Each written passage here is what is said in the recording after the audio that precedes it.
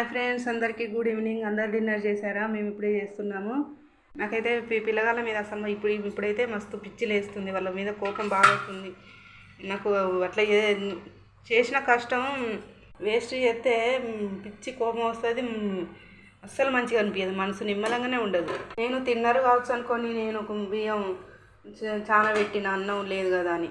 అన్నం ఎట్లా పెట్టిన టిఫిన్ అట్లా తీసుకొని వచ్చిండు. మా పెద్ద ఆయనేమో డైటింగ్ అనుకుంటా సరిగా తింటలేడు. ఇవన్నీ వాళ్ళ పప్పకు తెలిస్తే నన్ను చెంపబట్టి ఎత్తాడు.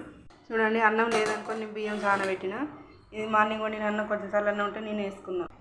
ఇప్పుడు తీసిన బాక్స్ ఇక తింటాడు. నేను పప్పు వేసుకొని తింటాడు. అక్కడ చలికాలం అన్నం అప్పుడప్పుడు తినాలి, వేడి అన్నం లేదు కోసం మీరు డిన్నర్ కోసం నేను బియ్యం చాలా పెట్టిన, నలుగురు సరిపోయేంత.